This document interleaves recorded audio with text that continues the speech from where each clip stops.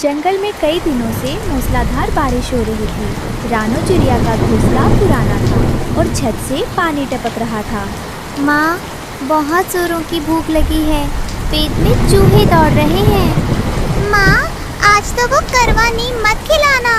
हमें वो टीवी में दिखने वाली लंबी लंबी मैगी खानी है। मेरे प्यारे कुकू और गुड़िया, मेरी बात सुनो और शांत हो जाओ। मुझे पता है कि तुम्हें बहुत भूख लगी है, लेकिन ये जंगल है, शहर नहीं। यहाँ हम दोस्तों, ये रहे हमारी आज की वीडियो के प्यारे सब्सक्राइबर्स और फॉलोअर्स के नाम। अनमोल, सूरज कुमार, अरफिया, सना फातिमा, मुस्कान शाजिया, सुपी। जो नहीं चुने गए, चिंता मत करो, अगली बार तुम भी बन सकते हो जंगल के सुपरस्टार। दोस्तों, अगर आप भी चाहते हैं मैं आपका नाम अपनी कहानी में लूं, तो देर के लिए वो टीवी में दिखने वाली लंबी लंबी मैगी कहाँ मिलेगी? मैं अभी जाती हूँ। बाहर कितना भी पानी क्यों ना बरस रहा हो, मैं तुम्हारे लिए कुछ अच्छा ढूंढ कर लाती हूँ, जिससे तुम्हारा पेट भर जाए। रानो, बाहर बहुत बारिश है, तुम कैसे जाओगी? टुन्नू जी, मैं जानती हूँ कि बाहर मूसलाधार बारिश हो रही है और ये कितना खतरनाक है, लेकिन मुझसे अपने बच्चों की भूख देखी नहीं जा रही है। एक माँ के लिए इससे बड़ा दुख और कोई नहीं हो सकता। मुझे जाना ही होगा, मुझे उनके लिए कुछ न कुछ लाना ही पड़ेगा। रानो भीगते हुए उड़कर लालू तोता की दुकान पर पहुँचती है। लालू अपनी दुकान समेट रहा था। लालू भैया, मैं जानती हूँ कि मेरा पहले का थोड़ा सा उधार बाकी है, लेकिन क्या आप हम पर थोड़ी और दया कर सकते हैं? क्या इस समय थोड़ा दाना उधार मिल सकता है? मैं कसम खाती हूँ, टुन्नू जी के ठीक होते ही हम एक एक दाना चुका देंगे। अरे रानो दीदी, आप फिर आ गई। पहले का उधार तो बाकी है। इस बारिश में मेरा धंधा एकदम चौपट है। नो उधार, सॉरी दीदी।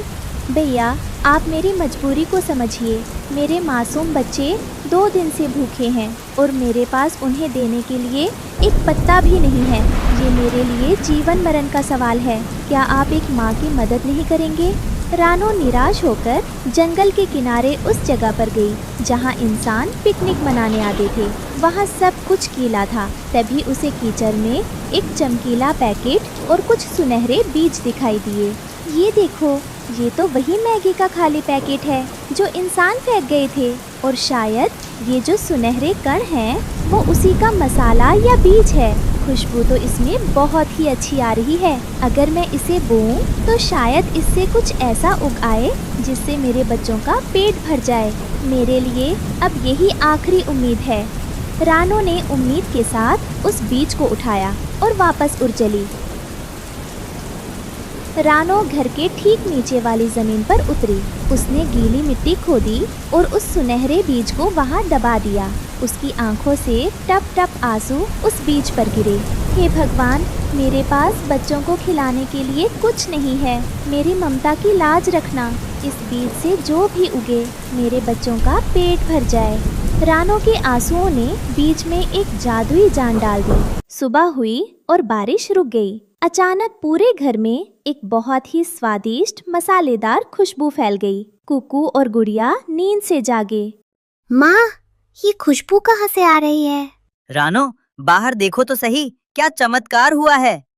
रानो ने बाहर देखा तो हैरान रह गई। जहाँ उसने बीज बोया था वहाँ एक छोटा सा पेड़ उगाया था, जिस पर पत्तों की जगह पकी हुई गर्मा गर्म मैगी लटक रही थी। रानो और बच्चे तुरंत पेड़ के पास गए। रानो ने प्यार से पेड़ से मैगी तोड़ी और बच्चों को दी। वाह माँ, ये तो दुनिया का सबसे टेस्टी खाना है। धीरे धीरे खाओ बच्चों, ये भगवान का आशीर्वाद है। माँ, अब हम कभी भूखे नहीं रहेंगे ना? नहीं बेटा, जब तक हम मिलजुल कर रहेंगे भगवान सब ठीक रखेंगे। मैगी की खुशबू हवा में उड़ते हुए कालू कौवा और उसकी पत्नी गोरी के घर तक पहुंच गई। वे दोनों अपनी बैल्कनी में बैठे थे। कालू जी, उह, क्या खुशबू है। लगता है जंगल में कोई दावत उड़ा रहा है। ये खुशबू तो उस गरीब रानो के घर की तरफ से आ रही है। कल तक तो रो रही थी, आज दावत? जरूर कोई खजाना हाथ लगा है। चलो चलकर देखते हैं। रानो अपने बच्चों को खाना खिला रही थी। तभी कालू और गोरी वहां आ धमके। जादुई पेड़ देखकर उनकी आंखें फटी रह गईं। रुको, ये पेड़ यहाँ कैसे उगा? ये जमीन तो मेरे परदादा की थी। नहीं कालू भैया, ये पेड़ मैंने अपनी मेहनत से उगाया है। ये मेरे बच्चों के लिए है। चुप कर, ये जादुई पेड़ हमारा है, हम इसे लेकर जाएंगे। कालू भाई, ऐसा मत करो, हम गरीब हैं, हमारे पेट पर लात मत मारो।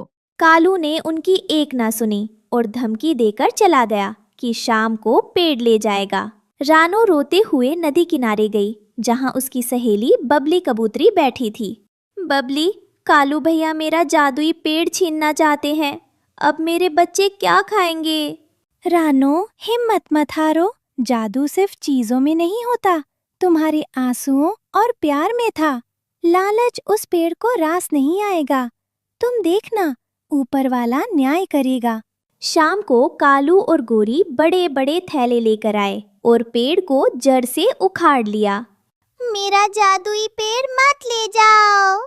हट जाओ रास्ते से, अब ये पेड़ मेरे घर के आंगन में लगेगा, हम रोज मैगी खाएंगे। कालू भैया, ये पेड़ ममता से उगा है, ये आपके पास नहीं बचेगा।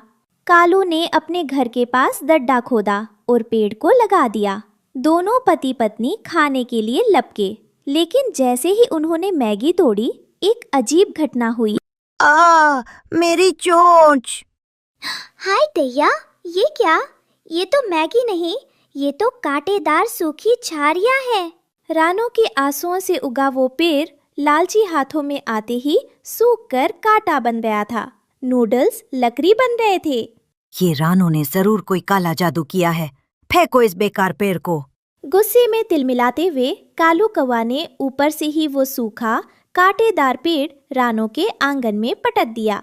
ये लो अपना मनहूस पेड़ रानो, इसने मेरा मुंह जख्मी कर दिया, हमें नहीं चाहिए तुम्हारा ये जादू। कालू और गोरी वहाँ से चले जाते हैं। रानो दौड़कर उस बेजान पेड़ के पास गई और वापस मिट्टी में गाड़ दिया। अगली सुबह मैगी की जगह उस पर मीठे और रसीले फल लटक रहे थे। रानो देखो, पेड़ फिर से जी उठा, लेकिन मैगी गायब है, अब तो फल लगे हैं। अच्छा हुआ जी, मैगी से लालच पड़ा था, लेकिन ये फल हमारी भूख मिटाएंगे। जादू मैगी में नहीं, हमारी मेहनत और प्यार में था। उस दिन रानो का परिवार साधारण फल खाकर भी सबसे ज्यादा खुश था, क्योंकि उनके पास सुकून और एक दूसरे का साथ। सुबह होते ही रानो चिड़िया का तिनकों का छोटा घोंसला जाग उठता था, जिसमें वह अपने 12 बच्चों के साथ रहती थी। मम्मा, भूख लगी है। मम्मा, मुझे भी। मम्मा, बहुत जोरों की भूख लगी है, आप कब तक हमें खाना दोगी? भूख की वजह से मेरे पेट में जोरों का दर्द हो रहा है। देखते ही देखते मम्मा भूख लगी है की आवाज 12 अलग अलग पतली आवाजों में गूंजने लगती है। दोस्तों, ये रहे हमारी आज की वीडियो के प्यारे सब्सक्राइबर्स और फॉलोअर्स के नाम। रोहित अरोड़ा, मुस्कान, परवीन, ऋतिक कुमार, सद्दाम खान। जो नहीं चुने गए, चिंता मत करो, अगली बार तुम भी बन सकते हो जंगल के सुपरस्टार। दोस्तों, अगर आप भी चाहते हैं मैं आपका नाम अपनी कहानी में लूं, तो देर किस बात की, जल्दी से कमेंट करके अपना नाम हमें। भगवान, आज इन 12 पेटों को कैसे भरूंगी? घर में एक दाना भी नहीं बचा है। रानो चिड़िया अपने 12 बच्चों को दिलासा देकर घोंसले से निकल पड़ती है। जंगल के मुख्य रास्ते पर कालू कौवे ने एक बड़ा सा ठेका बना रखा था। उसने अपने गले में कालू ठेकेदार जंगल का मालिक की तख्ती लटकाई हुई थी। ए, कहाँ जा रहे हो? कालू बंटी कबूतर को रोकता है, जो अपनी चोंच में एक छोटा सा तिनका दबाए था। कालू भैया, वो घर की छत टूट गई थी, बस एक तिनका ले जा रहा था। तिनका मुफ्त का नहीं है, ठेकेदार जी ने जंगल के हर तिनके, हर लकड़ी, हर फल पर टैक्स लगा दिया है। लाओ, 10 दाने निकालो। 10 दाने एक तिनके के? ये तो जुल्म है। जुल्म नहीं, जंगल का नया कानून है। दाने दो, वरना तिनका यहीं रखो और दफा हो जाओ। रानो चिड़िया दूर से कालू का ठेका देख रही थी। वह जानती थी कि उसके पास कालू को देने के लिए एक भी दाना नहीं है। कालू ने जंगल से दाना लेना नामुमकिन कर दिया है। मुझे इंसानों की बस्ती की तरफ ही जाना होगा। अपने बच्चों का भूखा चेहरा याद करके वो हिम्मत जुटाकर जंगल के किनारे की ओर उड़ चलती है। जंगल के उस पार एक किसान और उसकी पत्नी अपने खेत में चावल की फसल काट रहे थे। भाग्यवान, इस बार फसल बहुत अच्छी हुई है। हाँ जी, पर देखो ना, काटते वक्त कितना सारा अनाज जमीन पर गिरकर बिखर रहा है। अरे, इतने बड़े खेत में थोड़ा बहुत तो गिरेगा ही। ये चिड़िया चुनमुन के काम आ जाएगा। हमारा पेट भरेगा तो इन बेजुबानों का भी पेट भरना चाहिए। आप भी ना, चलो जल्दी काम खत्म करते हैं। रानो चिड़िया एक पेड़ पर छिपकर सब देख रही थी। जैसे ही किसान और उसकी पत्नी खाना खाने के लिए दूर गए, रानो तेजी से नीचे उतरी। 1, 2, 3। रानो जमीन पर गिरे चावल के एक एक दाने को अपनी चोंच में इकट्ठा करने लगती है। वह सिर्फ एक दाना नहीं उठा रही थी, वह अपने 12 बच्चों का जीवन उठा रही थी। बस थोड़े और। रानो चिड़िया दानों से भरी चोंच लिए जंगल लौटती है, लेकिन कालू ठेकेदार उसे नाके पर रोक लेता है। वाह वाह रानो चिड़िया, चोंच तो खूब भरी हुई है। ये तो चावल के दाने हैं, कहाँ से चुरा कर लाई? कालू भैया, ये मैंने चुराए नहीं है, ये इंसानी खेत में गिरे पड़े थे। मेरे बच्चे भूखे हैं, मुझे जाने दीजिए। जंगल में घुसने का टैक्स? भैया, मेरे पास आपको देने के लिए कुछ नहीं है। ये जो चोंच में है वही दे दो। नहीं, ये मेरे 12 बच्चों के लिए है। वो सब सुबह से भूखे हैं। तो क्या मैं भूखा मरूं? निकालो सारे दाने। कालू कौवा जबरदस्ती रानो पर झपट्टा मारता है, जिससे सारे चावल के दाने जमीन पर बिखर जाते हैं। गोरी कौवी तेजी से उन दानों को इकट्ठा करने लगती है। आइंदा टैक्स दिए बिना जंगल में घुसी तो इससे भी बुरा हाल करूंगा। थोड़ी दूर गिलू गिलहरी और हरिया तोता छिपकर ये सब देख रहे थे। बेचारी रानो दीदी, उस जालिम कालू ने एक माँ से उसके बच्चों का निवाला छीन लिया। ये जुल्म है। रानो के 12 बच्चे हैं। वो उन तक एक दाना भी नहीं ले जा पाई। हमें कुछ करना होगा हरिया भैया। ये अकेला रानो दीदी का सवाल नहीं है, ये पूरे जंगल का सवाल है। वे दोनों तुरंत जंगल के बाकी पक्षियों और जानवरों को ये खबर सुनाने के लिए दौड़ पड़ते हैं। कालू ने हद कर दी। उसने रानो के बच्चों के लिए लाए आखिरी दाने भी छीन लिए। अब कोई चुप नहीं बैठेगा। क्या हम सब अपने बच्चों को भूखा मरते देखेंगे? अगर आज हम रानो के लिए नहीं खड़े हुए तो कल हमारी बारी होगी। उनकी आवाज सुनकर सब पक्षी इकट्ठा हो जाते हैं। जंगल में कालू के अत्याचारों के खिलाफ एक धीमी दबी हुई आवाज उठने लगती है। रानो खाली चोंच लिए रोती हुई घोंसले में लौटती है। 12 बच्चे उसे देखते ही मम्मा खाना लाई, ये कहकर चिल्लाने लगते हैं। रानो की आंखों से आंसू बहने लगते हैं। उसे अपनी चोंच के कोने में फंसा चावल का बस एक दाना मिलता है। एक दाना, और बच्चे 12। वो उस एक दाने के 12 नन्हे टुकड़े करती है और एक एक कण अपने बच्चों की चोंच में डाल देती है। बच्चों की भूख जरा भी नहीं मिटी। रानो खुद पानी पीकर अपने भूखे बच्चों को देखते हुए सो जाती है। आधी रात को रानो अपने भूखे बच्चों को लोरी सुना रही थी। तभी घोंसले में एक जादुई चमकती हुई तितली आती है। रानो, मैंने तुम्हारी ममता देखी। तुमने एक दाने को 12 बच्चों में बांटा। तुम्हारी ममता का ये बलिदान साधारण नहीं है। पर मेरे बच्चे भूखे हैं। जिस जंगल में तुम जैसी माँ हो, वहाँ जुल्म नहीं चल सकता। तुम्हारी ममता ने आज जुल्म को हरा दिया है। तितली घोंसले से बाहर उड़ती है और अपने पंख जोर से फड़फड़ाती है। एक तेज जादुई हवा का झोंका सीधे कालू के ठेके की तरफ जाता है। कालू और गोरी अपने ठेके पर बैठे पंछियों से लूटे हुए दाने गिन रहे थे। वो रानो तो आज भूखी ही सो गई होगी और उसके बच्चे भी। तभी वो जादुई आंधी वहाँ पहुँचती है। अरे ये अचानक इतना तेज तूफान कहाँ से आया?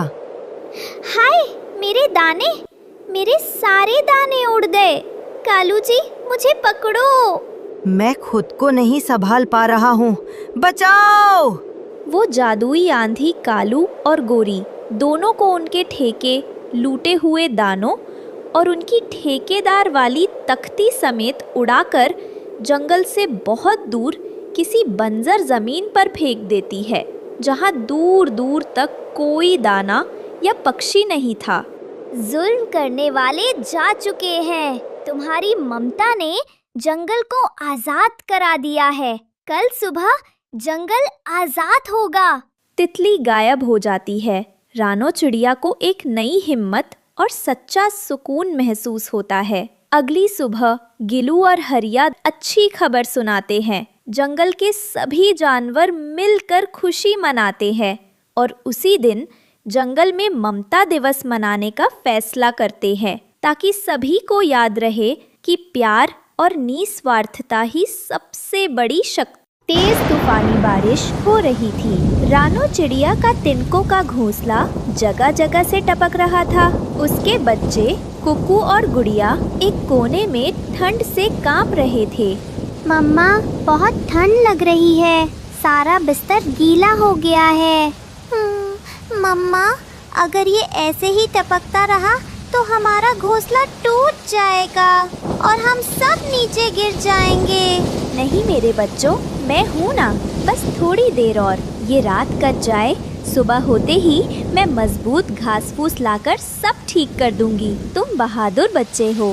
रानो चिड़िया रोते हुए अपने टपकते घोंसले को देखती रहती है। थोड़ी दूर कालू कौवा और गोरी कव्वी अपने पक्के घोंसले से बारिश का नज़ारा देख रहे थे। सुनते हो जी, लगता है आज रात रानो और उसके बच्चे बारिश में बह ही जाएंगे। टप टप टप। देखो तो कितनी बेचारी लग रही है। अरे बहने दो, किस्मत वालों को ही मिलता है पक्का घर। वो रानो तो है ही मनहूस, जिसने कभी मेहनत से काम नहीं किया। उसे तो बस रोना आता है। काश हमारे पास इससे भी बड़ा हीरो का घर होता। रानो चिड़िया मदद की आस में हरिया तोते के घर पहुंचती है और कांपते हुए दरवाजा खटखटाती है। हरिया भैया, हरियाली भाभी, दरवाजा खोलिए। हरिया तोता दरवाजा खोलता है। रानो बहन, आप इस भयंकर तूफान में क्या हुआ? भैया, मेरा तिनकों का घोंसला पूरा गल गया। मेरे बच्चे ठंड से कांप रहे हैं और अब तो घोंसला गिरने भी वाला है। बस आज रात के लिए एक कोना दे दीजिए, सुबह होते ही मैं चली जाऊंगी। हरिया तोते ने अपने घर की टपकती छत की तरफ देखा, जो तेज हवा से हिल रही थी। रानो बहन, मैं आपकी मदद करना चाहता हूँ, पर सच ये है कि मेरा अपना घर भी ज्यादा मजबूत नहीं है। अगर तुम और तुम्हारे बच्चे यहाँ आ गए तो जरा सी भी तेज हवा में ये छत हम सबका वजन नहीं उठा पाएगी और सब टूट जाएगा। हाँ बहन, ये छत हम सबका वजन नहीं उठा पाएगी। हमें माफ कर दीजिए। कोई बात नहीं भैया, मैं समझती हूँ। रानो चिड़िया निराश होकर उस अंधेरी तूफानी रात में वापस अपने टपकते घोंसले की तरफ उड़ चली। अगली सुबह मौसम शांत था। रानो चिड़िया जंगल में लकड़ी लेने जाती है, पर उसका दिल बहुत दुखी था। वो एक पुराने पेड़ के पास बैठकर रोने लगती है। हे भगवान, मैं कैसी माँ हूँ, अपने बच्चों को एक सूखी छत भी नहीं दे सकती। वो पूरी रात ठंड में कांपते रहे और मैं एक माँ होने के नाते कुछ ना कर सकी। रानो के ममता भरे आंसू पेड़ की जड़ पर गिरते हैं। तभी उस पेड़ से एक तेज रोशनी निकलती है और एक जादुई परी प्रकट होती है। क्यों रो रही हो रानो चिड़िया? इतने दुख में क्यों हो? आप कौन?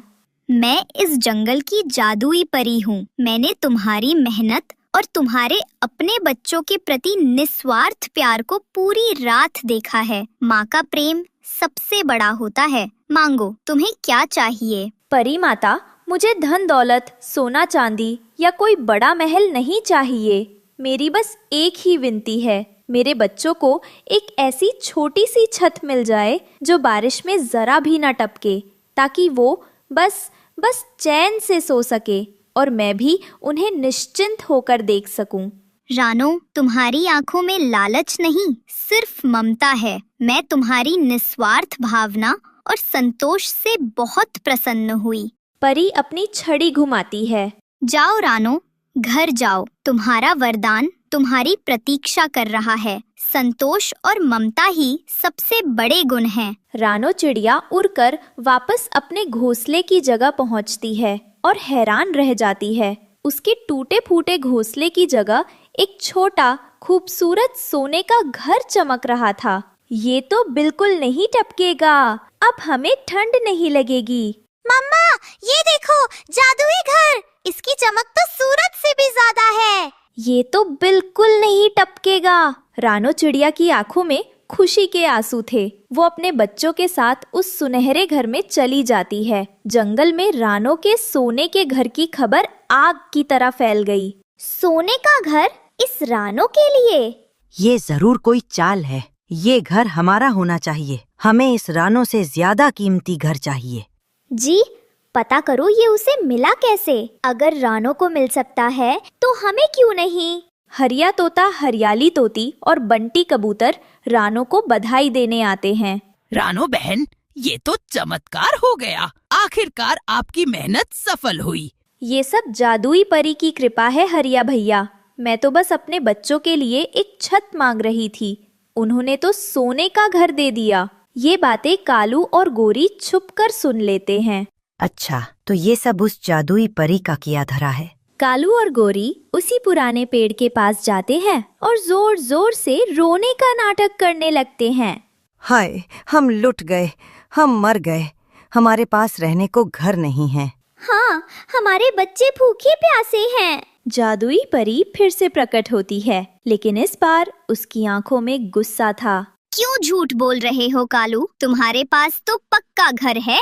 परी, हमें रानो से दुगना बड़ा सोने का घर चाहिए और उसमें हीरे भी लगे हों। लालची कौवे, रानो को उसकी अच्छाई और संतोष का इनाम मिला था। तुम्हारे मन में सिर्फ लालच भरा है। हमें कुछ नहीं सुनना। हमें घर चाहिए, मतलब चाहिए।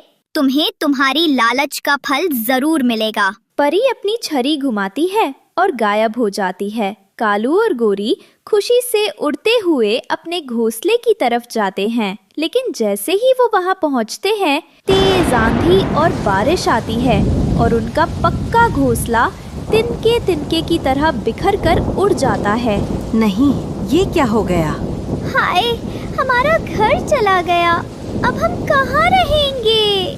कालू और गोरी अब बेघर होकर बारिश में भीग रहे थे, ठीक वैसे ही जैसे एक रात पहले रानो भीग रही थी। उन्हें ठंड से कांपता देख रानो चिड़िया अपने सोने के घर से बाहर आई। कालू भैया, गोरी बहन, बारिश बहुत तेज है। जब तक मौसम ठीक नहीं होता, आप लोग मेरे घर के बरामदे में रह सकते हैं। बंटी कबूतर और हरिया तोता अपनी खिड़की से ये देख रहे थे। रानो बहन, आपने फिर अपनी अच्छाई दिखा दी। जिन्होंने आपका मजाक उड़ाया, आप उन्हीं की मदद कर रही हैं। हरिया भैया, परी माता ने मुझे घर दिया है, लेकिन इंसानियत तो हमें खुद ही रखनी पड़ती है। मेरे बच्चों को सूखी छत मिली, अब किसी और को भी दुख में नहीं देखना चाहिए। कालू और गोरी शर्म से अपनी नजरें झुका लेते हैं। रानो बहन, हमें माफ कर दो। जब आपको मदद की जरूरत थी, हमने आपका मजाक उड़ाया, पर आज आपने हमारे बुरे वक्त में साथ दिया। उन्हें समझ आ गया था कि लालच का फल बहुत बुरा होता है, जबकि संतोष और दया सोने से भी ज्यादा कीमती। नदी के किनारे एक पुराने कमजोर पेड़ पर रानो चिड़िया का एक छोटा सा घोंसला था। इस घोंसले में रानो चिड़िया अपने दो छोटे बच्चों गुड़िया चिड़िया और कुप्पू चिड़ा के साथ सिमटी हुई थी। बाहर बर्फीली हवा साए साए कर रही थी और घोंसले के हर सुराख से वो कहर बनकर अंदर दाखिल हो रही थी। माँ, बहुत ठंड लग रही है। माँ, भूख भी लगी है, पेट में कुछ नहीं है। मेरे बच्चों, बस थोड़ा सा सब्र करो। देखो, मैं तुम्हें अपने पंखों में गर्मी दे रही हूँ। सुबह होते ही मैं आप लोगों के लिए दाना ले आऊंगी। और जो ठंड पड़ रही थी वो मामूली नहीं थी, ये एक बर्फीले तूफान का आगाज था। अगली सुबह ठंड और बढ़ चुकी थी। जमीन पर बर्फ की हल्की चादर बिछ गई थी। रानो के बच्चे ठंड और भूख से बेहाल थे। रानो ने हिम्मत जुटाई और उड़कर जंगल के सबसे मजबूत पेड़ पर बने कालू कौवे के घर पहुंची। कालू भाई, दरवाजा खोलिए। कालू भाई। कालू कौवे ने बेमन से दरवाजा खोला। क्या बात है रानो, सुबह सुबह हमारी नींद खराब कर दी। कालू भाई, मेरे बच्चे भूख से मर रहे हैं। घोंसले में एक दाना नहीं है और ठंड से वो बेहाल हैं। अगर आपके पास कुछ खाने को हो, बस थोड़ा सा। देखा, मैंने कहा था ना, ये मांगने ही आई होगी। अरे जब मौसम अच्छा था तब सोचना चाहिए था। हमने दिन रात मेहनत करके अनाज जमा किया है, ऐसे ही किसी को देने के लिए नहीं। गोरी सही कह रही है रानो, हर किसी को अपने बच्चों के लिए खुद ही सोचना पड़ता है। जाओ, जाकर खुद मेहनत करो, हमारे पास फालतू अनाज नहीं है। कालू ने रानो के मुंह पर ही दरवाजा बंद कर दिया। रानो अब हरिया तोते के घर पहुंची। हरिया भाई। अरे रानो बहन, आप आइए, अंदर आइए। आप इतनी कांप क्यों रही हैं? क्या बताऊं हरिया भाई, घर में खाने को कुछ नहीं है। बच्चे ठंड से अकड़ रहे हैं। कालू भाई के पास गई थी, मगर उन्होंने। हम समझ गए रानो बहन, कालू भाई का दिल तो पत्थर का है। लेकिन सच कहें तो इस बार ठंड ने हमें भी बहुत परेशान किया है। हमारे पास भी ज्यादा इंतजाम नहीं है। हरियाली तोती अंदर गई और एक छोटा सा अमरूद का टुकड़ा ले आई। बहन, अभी हमारे पास बस यही है, आप ये ले जाइए और बच्चों को खिला दीजिए। अल्लाह रहम करेगा। आपका बहुत बहुत शुक्रिया हरियाली बहन, आपने मेरे बच्चों के बारे में सोचा। वो जानती थी कि इतने से 2 बच्चों का पेट कैसे भरेगा। रानो ने सोचा कि एक और कोशिश की जाए। वो बड्डी कबूतर और बबली कबूतरी के घोंसले पर गई। उनके बेटे बिट्टू ने रानो को देखा। अम्मी देखो, रानो आंटी आई हैं। रानो बहन, आप इस तूफान में सब खैरियत तो है? बंटी भाई, बच्चे भूखे हैं। रानो बहन, आप हमें शर्मिंदा मत कीजिए, आप फौरन ही ले जाइए। हम और बिट्टू आज पानी पीकर गुजारा कर लेंगे, लेकिन आपके बच्चे भूखे नहीं सोएंगे। हाँ बहन, बस हिम्मत रखिए, ये मुश्किल वक्त भी गुजर जाएगा। उसने शुक्रिया अदा किया और उन दानों को लेकर अपने घोंसले की तरफ उड़ चली। रानो जब घोंसले में पहुंची तो दिल कांप गया। अमरूद का टुकड़ा और मुट्ठी भर दाने गुड़िया और कुकू ने एक पल में खत्म कर दिए। उसी वक्त बर्फीली हवा का एक जोरदार झोंका आया। माँ, हमारा घर टूट गया। माँ, सांस नहीं आ रही। कुकू, मेरे बच्चे, तुम्हें क्या हुआ? रानो ने जल्दी से कुछ तिनके लगाकर सुराख बंद करने की कोशिश की, लेकिन हवा बहुत तेज थी। कुकू की हालत बिगड़ रही थी और उसका जिस्म तप रहा था। रानो समझ गई, उसके बेटे को ठंड लग गई थी और तेज बुखार चढ़ रहा था। ये जंगल की सबसे खौफनाक रात थी। बर्फबारी शुरू हो चुकी थी। रानो का टूटा हुआ घोंसला किसी भी पल गिर सकता था। माँ, मुझे बहुत डर लग रहा है, क्या हम मर जाएंगे? नहीं मेरी बच्ची, आपकी माँ के होते हुए आप लोगों को कुछ नहीं होगा। आप बस आंखें बंद कर लो। या अल्लाह, मुझ गरीब पर रहम फरमा। मैंने अपनी जिंदगी में किसी का बुरा नहीं किया। मेरे बच्चों को इस तरह सजा मत दे। मैं अपनी जान दे सकती हूँ, बस मेरे बच्चों की जिंदगी बख्श दे। कुकू अब खांस भी नहीं पा रहा था। उसकी सांसें बहुत हल्की चल रही थी।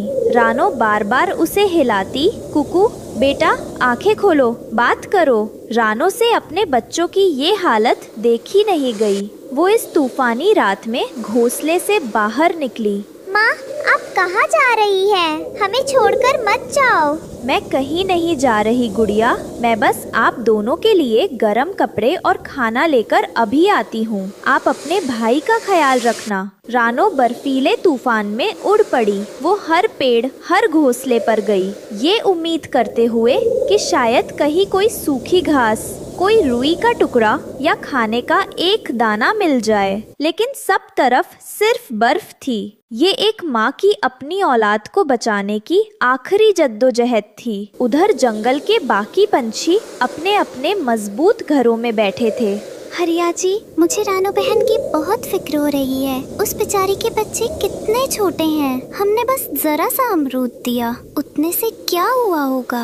मैं भी यही सोच रहा हूँ हरियाली, ये तूफान बहुत जालिम है।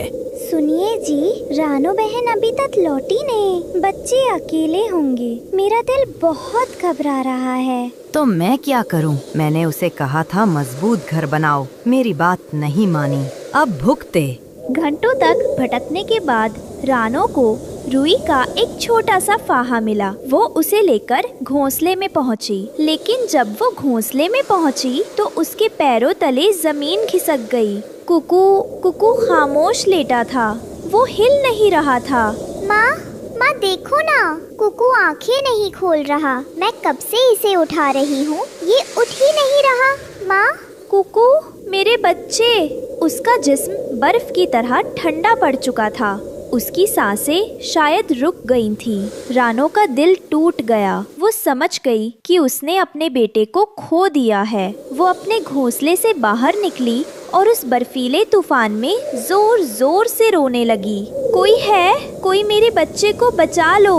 मेरा कुकू मुझे छोड़कर चला गया। या अल्लाह, ये क्या जुल्म है, कोई तो मदद करो। रानो की चीखें सुनकर सब उसके घोंसले में पहुँचे।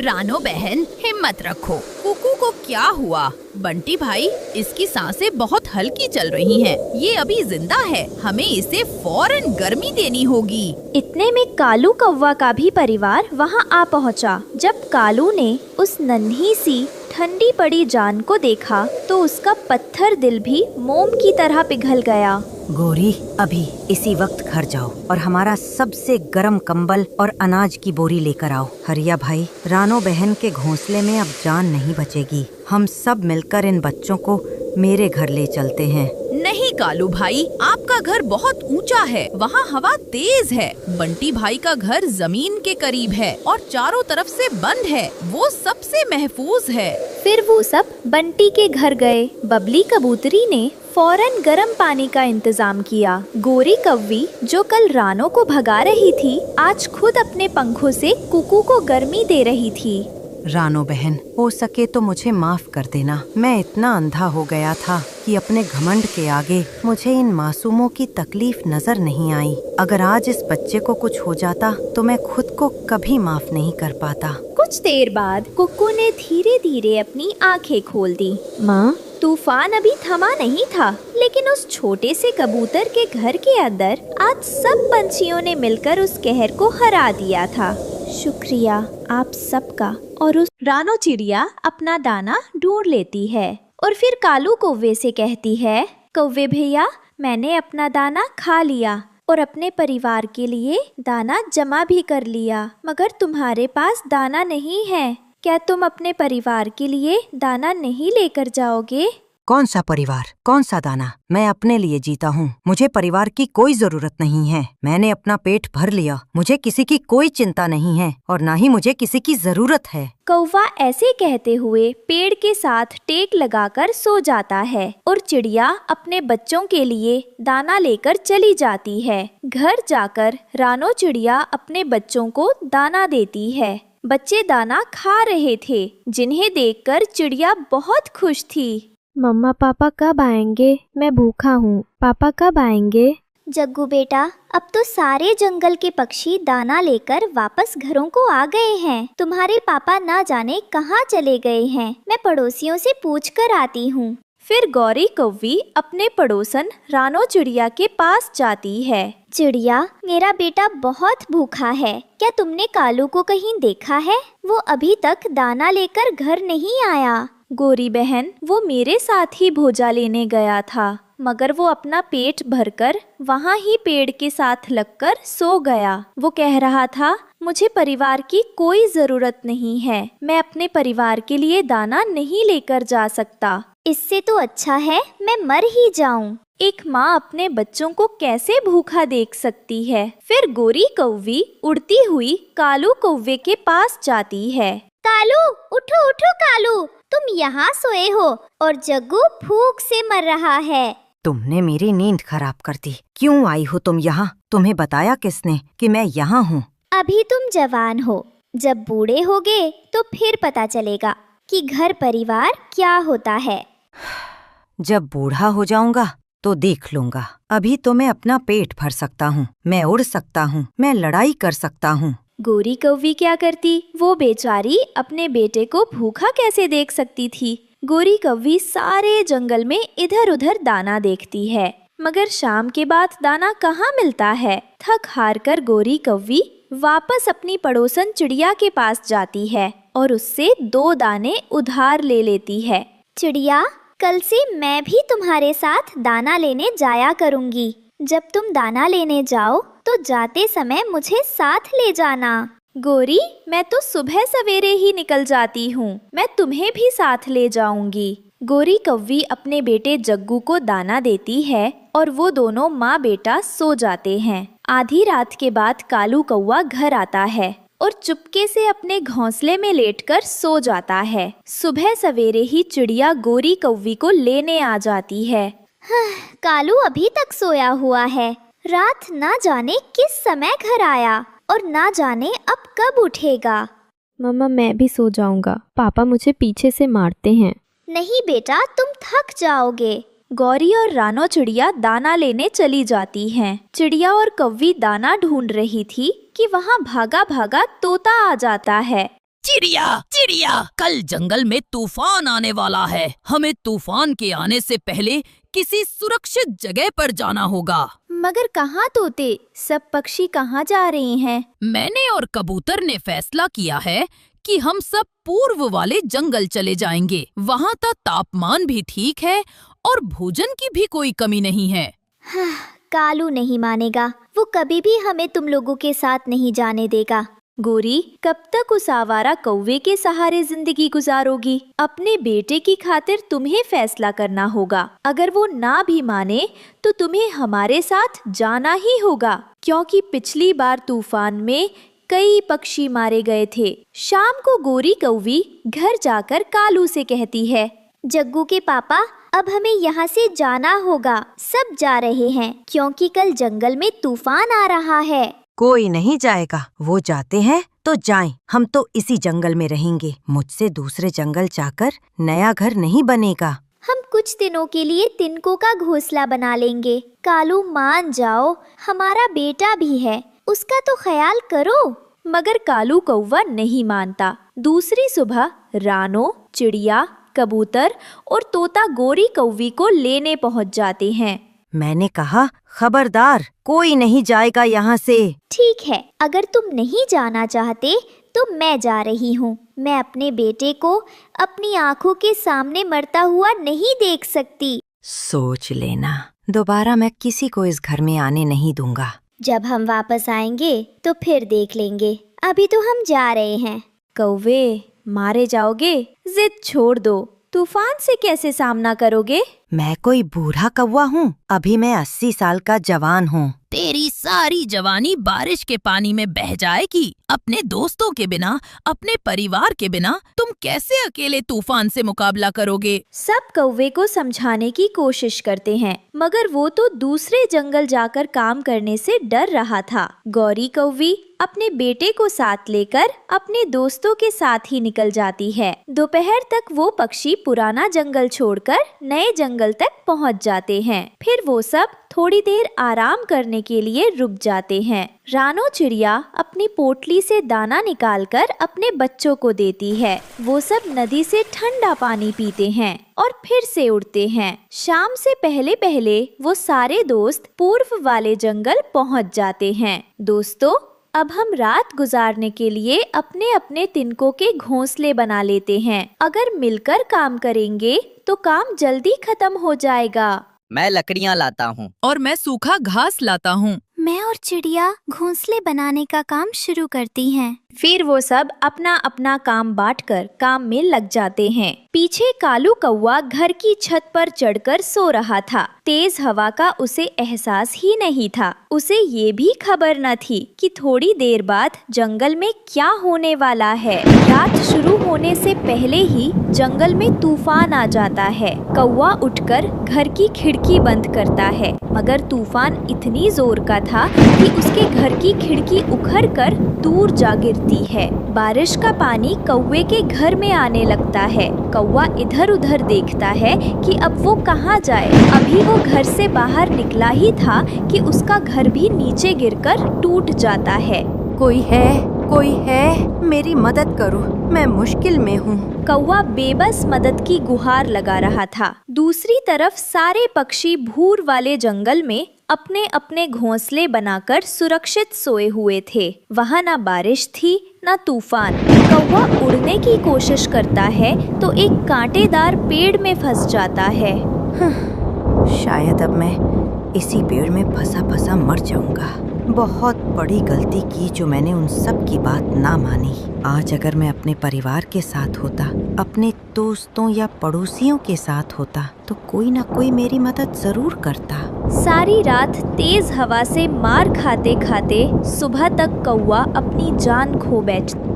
माँ बाप के दुख, सुख, खुशी, गम और जिंदगी की सारी आशाएं अपनी संतान के साथ ही जुड़ी होती हैं। रानो चिड़िया मुश्किल हालात में भी अपनी बेटी गुड़िया को पढ़ा रही थी। घर में कुछ खाने को होता या ना होता, लेकिन मम्मा चिड़िया अपनी बेटी की पढ़ाई की हर जरूरत पूरी करती थी। गुड़िया बेटी, क्या कल कॉलेज से छुट्टी है? मम्मा, छुट्टी तो नहीं है, लेकिन मैं नहीं जाऊंगी। वो क्यों बेटी? मम्मा, कल कॉलेज में एक फंक्शन है, वहाँ बड़े बड़े अमीरों के पक्षी ही जाएंगे। मेरे पास तो शूज भी पुराने हैं और कोई ढंग का बैग भी नहीं है। मैं हूँ ना मेरी बेटी, जाएगी, जरूर जाएगी। मम्मा चिड़िया उसी वक्त जंगल के बाजार जाती है और अपनी बेटी के लिए सुंदर से शूज और खूबसूरत लाल रंग का बैग खरीदती है। मेरी गुड़िया के पास ये बैग बहुत अच्छा लगेगा। बहन जी, बड़ा हौसला है आपका, जो इतने मुश्किल हालात में भी अपनी बेटी की हर जरूरत पूरी करती है। आज के दौर में बच्चों की पढ़ाई कौन सा आसान काम है। कबूतर भैया, मेरी यही इच्छा है कि मेरी बेटी पढ़ लिख कर इस काबिल बन जाए कि अपने पाँव पर खड़ी हो सके। मैं अपनी बेटी को कामयाब पक्षी बनाना चाहती हूँ। गुड़िया दूसरे दिन कॉलेज जाती है। वक्त गुजरता गया और फिर वो दिन भी आ गया जब उसकी पढ़ाई मुकम्मल हो गई। मम्मा, आज मैं बहुत खुश हूँ। मैंने आपका सपना पूरा कर दिया। मैंने कॉलेज में पहला पोजीशन लिया है। मेरी बेटी, मेरे सपने तो अब और भी बड़े हैं। मेरा सपना है कि मेरी बेटी बहुत बड़ी ऑफिसर बने। जो मुश्किलें मैंने देखी हैं, मेरी बेटी उन्हें कभी ना देखे। मम्मा, अगर मैं यहाँ तक पहुँच गई हूँ तो आगे भी जाऊँगी। मैं आपकी हर ख्वाहिश पूरी करूँगी। अब मम्मा चिड़िया अपनी बेटी के लिए नौकरी की तलाश में थी। तभी तोता मिलता है। तोते भैया, गुड़िया ने बहुत अच्छे नंबर लिए हैं, पूरे कॉलेज में फर्स्ट आई है। अब सोच रही हूँ कि मेरी बेटी को कोई अच्छी सी नौकरी मिल जाए। समय लगेगा बहन। इन दिनों जंगल में नौकरी मिलना भी मुश्किल है। कितने ही पढ़े लिखे पक्षी डिग्रियां पंखों में उठाए मारे मारे फिर रहे हैं। तोते की बात सुनकर मम्मा चिड़िया निराश हो जाती है। क्या ऐसा है? मैं तो सोचती थी जिस दिन मेरी गुड़िया की पढ़ाई मुकम्मल होगी उसी दिन उसे नौकरी मिल जाएगी। मम्मा, मेरी सीवी और बाकी सारे कागजात कहाँ हैं? सब संभालकर संदूक में रखे हैं। मम्मा, आज मैं ICICI बैंक में सीवी जमा करवाने जा रही हूँ। वहाँ एक वैकेंसी खाली है। हाँ बेटी, किस्मत आजमा लो, हो सकता है वही नौकरी मिल जाए। गुड़िया बैंक पहुँचती है। गार्ड उसे अंदर भेजता है। अंदर जाकर 1 नंबर रूम में जाएं। जी अंकल, धन्यवाद। गुड़िया 1 नंबर रूम में जाती है। वहाँ मैनेजर बैठा है। गुड़िया नाम है ना तुम्हारा?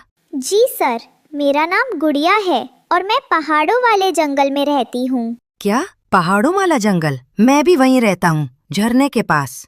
अच्छा, मैं भी अपनी मम्मा के साथ अक्सर झरने पर जाती हूँ। मेरा घर बेरी के पेड़ पर है। वो नीम का पेड़ है ना बड़ा, वहाँ तो एक चिड़िया रहती थी। उसका पति बारिश में गुजर गया था। नाम था रानो चिड़िया। जी सर, वही मेरी मम्मा है। फिर तो तुम अपनी ही बच्ची हुई। अब कैसा इंटरव्यू? अपनी मम्मा से कहना मैं कल शाम छुट्टी पर घर आऊंगा, मिलना जरूर।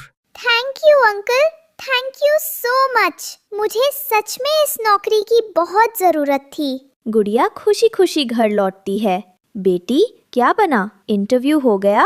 मम्मा, बिना इंटरव्यू की ही नौकरी मिल गई। बैंक मैनेजर हमारे जंगल का ही कौवा निकला, कालू अंकल। उनका घर झरने के पास है, वो आपको भी जानता है। अच्छा, कौन? नाम क्या था उनका? उनका नाम था कालू। उन्होंने मुझे चाय पानी का भी पूछा था।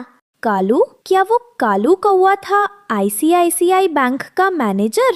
जी मम्मा, उन्होंने कल अपने घर बुलाया है। उन्होंने कहा था कि आप जाकर उनसे मिल ले, नौकरी पक्की। सुन गरीब चिड़िया, देखूंगी मैं भी कब तेरी गरीब बेटी पढ़ लिख कर ऑफिसर बनेगी। खाने के लाले हैं और सपने बड़े बड़े। गरीब के बच्चे गरीब ही रहते हैं, समझी? मम्मा चिड़िया को कोई बात याद आ गई थी। मम्मा, क्या सोचने लगी आप? गुड़िया बेटी, मैं उन कौवों के परिवार को अच्छी तरह जानती हूँ। वो इतने अच्छे नहीं जितने आपको लगे। जरूर कुछ बड़ा मांगेंगे नौकरी के बदले। दूसरे दिन मम्मा चिड़िया अपने घर से निकलती है। मम्मा चिड़िया रास्ते से कुछ फल लेती है। गुड़िया भी अपनी मम्मा के साथ थी। दोनों माँ बेटी 10 बजे झरने के पास पहुँच जाती हैं। एक घर के बाहर बड़ी सी नंबर प्लेट लगी हुई थी। मम्मा, वो सामने वाला घर है कालू अंकल का। दोनों माँ बेटी कव्वेले घर के पास जाकर बेल बजाती देती हैं। गोरी कवि कालू कौवे की पत्नी दरवाजा खोलती है। आंटी, कालू अंकल का घर यही है ना? क्या पढ़ नहीं सकती? दरवाजे पर लिखा है। जी आंटी, पढ़ा तो है, फिर भी पूछ लिया। गुड़िया और उसकी मम्मा घर के अंदर चली जाती हैं। कालू अखबार पढ़ रहा था। नमस्ते अंकल जी। आ गई आप? ये बेटी है आपकी, नौकरी लेने आई थी। देखो, नौकरी ऐसे नहीं मिलती। फिर कैसे मिलती है अंकल? गोरी, इनसे बात कर लो। ये बेटी है इस चिड़िया की, नौकरी लेने आई थी कल मेरे पास। मैंने इन्हें घर बुला लिया। चिड़िया, 1 लाख रुपए रिश्वत देना पड़ेगा और ये 1 महीने में ही कमा लेगी। ये सुनकर दोनों माँ बेटी की तो सांसें रुक जाती हैं और वो एक दूसरे के मुंह की तरफ देखने लगती हैं। 1 लाख? लेकिन हम इतने गरीब हैं, कहाँ से लाएंगे? मैंने तुमसे 1 साल पहले ही कहा था, अपनी बेटी को पढ़ाने की बजाय झाड़ू पोछा सिखाओ। नौकरियाँ ऐसे ही नहीं मिलती, कुछ पाने के लिए कुछ खोना पड़ता है। रहने दो गोरी, रहने दो। मैंने तो अपने जंगल की करके घर बुलाया था इनको। मुझे क्या पता था ये पक्षी मांग तांग कर खाने वाले हैं। अब मैं ये नौकरी बुलबुल को दे दूंगा। सुन लिया? और कोई बात? अब आप जाएं। हाँ, मुझे मॉर्निंग शो देखना है। अंकल, अखबार में तो लिखा था कि अगर कोई रिश्वत मांगे तो शिकायत करें। इज्जत देना सीखिए, नहीं तो खुद बेइज्जत होंगे। चलो चलो, निकलो निकलो यहाँ से। गोरी, निकालो इन्हें घर से और ये 2 सेब और 2 केले भी उठा कर ले जाओ। ऐसे नौकरी नहीं मिलती। मम्मा और गुड़िया शर्मिंदा होकर घर लौटती हैं। मम्मा, वो कौवा अंकल तो बहुत फ्रॉडी निकला। बैंक में इतना अच्छा बन रहा था। मुझे तो इनका बहुत पहले ही पता था। ये कौवा तो चोरियां करता था। इसके पिताजी ने कुछ ले देकर इसे बैंक में लगवा दिया। मेरे साथ ही पढ़ता था ये। 1 नंबर का चोर है कालू कौवा। गुड़िया न्यूज़पेपर पढ़ती है और अगले दिन आईसीआईसीआई बैंक के हेड ऑफिस में कॉल करती है। वो शिकायत दर्ज करवाती है। सर, वो मुझसे 1 लाख रुपए रिश्वत मांग रहे हैं। आप कल अपनी मुकम्मल सीवी के साथ हेड ऑफिस दिल्ली वाले जंगल आ जाएं।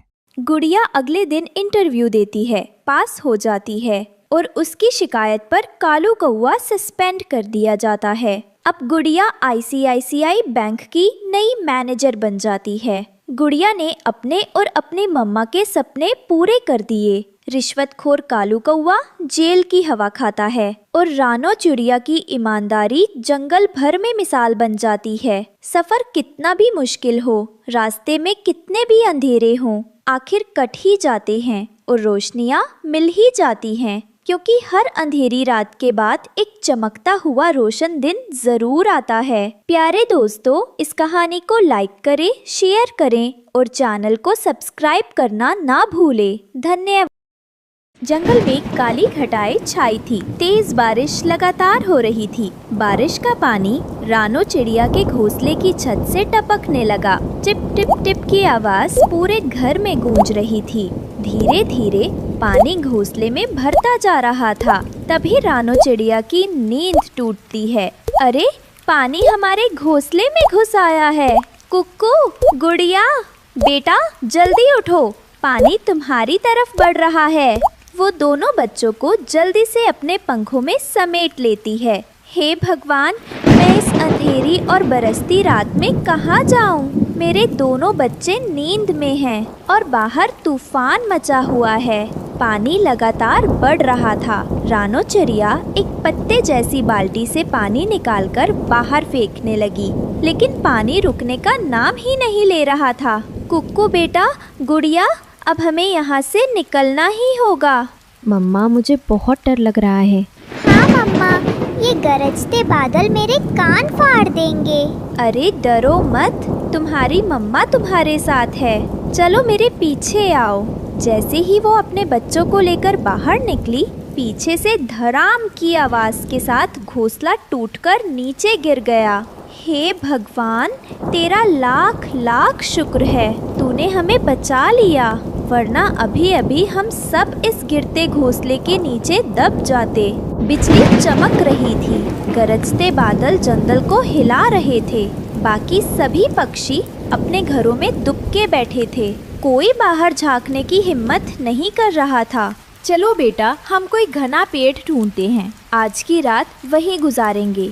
कुछ दूर जाकर उसे एक बड़ा पेड़ दिखाई देता है। वह बच्चों को लेकर उसके नीचे बैठ जाती है। मम्मा, मुझे बहुत ठंड लग रही है। मम्मा, मुझे तो खांसी भी होने लगी है। रानो चिड़िया ने पंख से कुकू का माथा छुआ। उसका पंख तपते हुए जैसे जल गया। हे राम, कुकू, तुझे तो तेज बुखार है। ऐसे कैसे ये रात गुजारूं? हमें किसी के घर मदद मांगनी पड़ेगी।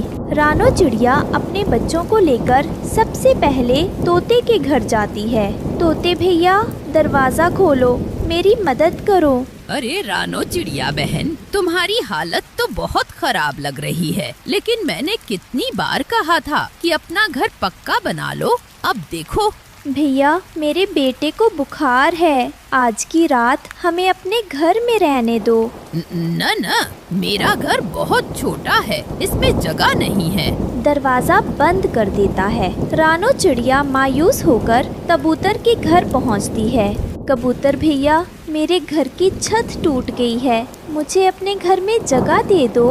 अरे, मेरा घर पहले से ही भरा हुआ है। बबली बहन और उसके भांजे आए हैं, तुम कहीं और जाओ। कबूतर भी दरवाजा बंद कर देता है। फिर वह कौवे के घर जाती है। तो वे भैया, दया करो, ये आखिरी दर है, इसके बाद कहीं और नहीं जाऊंगी। अरे रानो चिड़िया, तुम जानती हो हमारा घर कितना गंदा है, तुम रह ही नहीं पाओगी। कोई बात नहीं भैया, मेरे बच्चे बीमार हैं, हमें रहने दो। इतने में गोरी कौवी बाहर आ जाती है। अरे छोटी चिड़िया, तुम्हें चैन नहीं है क्या? सबको जगाकर क्यों परेशान कर रही हो? जाओ, कहीं और जाओ। वो भी दरवाजा बंद कर लेते हैं। रानो चिड़िया बेबस होकर बच्चों से कहती है, चलो बेटा, अब हमें खुद ही सहारा ढूंढना होगा। घने जंगल में भटकते भटकते उन्हें एक लाल चमक दिखाई देती है। मम्मा देखो, वहाँ कुछ चमक रहा है। हाँ मम्मा, शायद कोई हमारी मदद कर दे। वो चमकती हुई लाल मिर्च थी। मिर्च अचानक हिलने डुलने लगी और आवाज आई, मैं साधारण मिर्च नहीं, जादुई मिर्च हूँ। मैं दिल की हर इच्छा पूरी कर दूंगी। क्या सच में? किताबों की बातें होती हैं ये। मगर चलो आज आजमा लेते हैं। वह मिर्च को खुले मैदान में रख देती है। बच्चे मन ही मन इच्छा करते हैं, हमें अच्छा और पक्का घर चाहिए। जैसे ही बिजली कड़कती है, मिर्च एक विशाल घर में बदल जाती है। हे भगवान, हमारी दुआ सुन ली तूने। घर के अंदर ढेर सारा भोजन और सुख सुविधाएं थीं। रानो चिड़िया बच्चों को लेकर उसमें चली जाती है। तभी परी प्रकट होती है। कुकू, तुमने घर तो मांगा, लेकिन अपने लिए दवा क्यों नहीं मांगी? परी जी, मैं तो सह लूँगा, पर मेरी माँ और बहन कहाँ जाते इस बारिश में? बहुत अच्छा बेटा, तुम्हारे इस त्याग का फल मिलेगा। अब तुम्हारे घर में सब सुख सुविधाएं होंगी। धीरे धीरे बारिश और तेज हो गई। तोते, कबूतर, कौआ सभी के घर टूट गए। वे सब भटकते भटकते रानो चिड़िया के विशाल घर के पास पहुंचते हैं। अरे अमीर पक्षी जी, हमें अपने घर में जगह दे दो। दरवाजा खुलता है और अंदर से रानो चिड़िया बाहर आती है। ये मेरा घर है, आप सबका भी। यहाँ कोई अमीर गरीब नहीं, सब बराबर हैं। सभी पक्षी शर्मिंदा होकर सिर झुका लेते हैं। बहन, जब तुम मेरे दरवाजे पर आई थी तो मैंने बहाने बना दिए। कहा कि मेरा घर भरा हुआ है, लेकिन सच ये है कि मेरा दिल छोटा था। माफ कर दो मुझे। हाँ बहन, मैं भी दोषी हूँ। मेरा घर छोटा नहीं था, मेरा सोच छोटा था। उस वक्त तुम्हें बाहर ठुकरा दिया। आज जब मेरा घर टूटा है तो समझ आया आसरा मिलना कितना जरूरी होता है। रानो, मैं तो हमेशा तुम्हें ताने मारता रहा, तुम्हारे गरीबपन का मजाक उड़ाता रहा, और आज देखो, उसी गरीब समझी जाने वाली रानो के घर मैं आसरा मांग रहा हूँ। सच है, इंसान या पक्षी अमीर घर से नहीं, बड़े दिल से होता है। रानो चिड़िया की आंखें भर आईं। भाइयों बहनों, गलतियाँ सबसे होती हैं। आओ, इसे अपना घर समझो। सब पक्षी घर में आते हैं, भोजन करते हैं और रात हंसी खुशी गुजारते।